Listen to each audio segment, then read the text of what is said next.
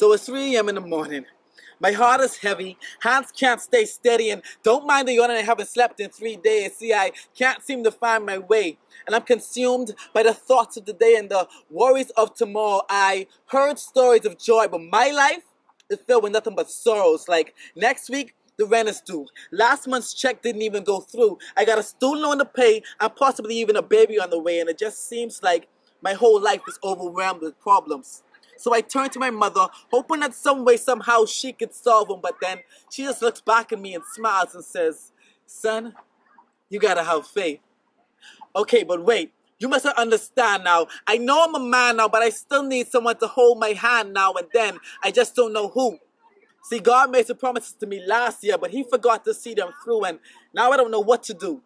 So I attempt to forget the regret as I inject my ego with alcohol, but I can never seem to recall all the good times I had while doing so. And to be honest, I don't even remember if the times that I had were even good or just bad. All I know is that when the hang is over, I am worse than when I first started.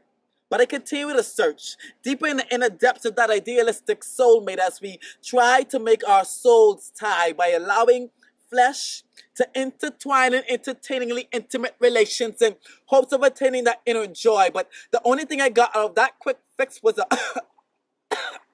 quick trip to the doctor. See, I got that round of applause with that holiday in Vegas. So now, just as I once frequently rehearsed, I am back in church. And I haven't been here for a while. So when the pastor stares at me with that gazing smile, I just hold my head down in shame. See, I used to be that guy that once enjoyed being in the presence of God, but I'm just not the same anymore. I'm stressed, and I'm always depressed, and every time I look around, there's something else going wrong. And they keep telling me to be strong, but they don't know my story. I had to do this all on my own, and I'm tired. So I come back to you, God, because I don't think things can get any worse. And then I opened my Bible and I accidentally stumbled upon the very last verse of the 13th chapter in the first letter to the Corinthians. There's that word again, faith. But then there's also hope and love. And it says that love is the greatest of the three. And I love you, God, so I'm good, right? But wait, if love is the greatest of the three, does that mean that we can forget the first two? Or is it true that there's some divine interconnection between the three? You see now, faith is the substance of things hoped for. So I am helpless to remain hopeless unless I love you more.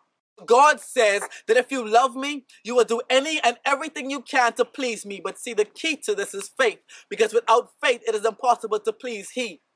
So I came to the conclusion that there has to be more to this. So I looked up the Greek transliteration of faith and found the word pistis, which is simply translated as God's persuasion. So ladies and gentlemen, this is not an invite, but an invasion of His will in your life. And this comes through the divine power of grace. And as a matter of fact, God is the one who gave you the promise in the first place. So why do we find it so hard to follow His pace?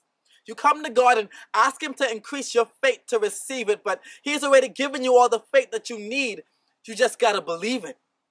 And don't get me wrong, it's always great that you have the faith of a mustard seed, but if you don't, till the soil of your life and fertilize it with the sweet fragrance of Christ and take of His living water, no matter how hard you try, that seed that was meant to move mountains will die inside you, swallowed up by the thorns of sin, and you begin to become overwhelmed with an unbearable weight. But wait, God has already given you the power to endure.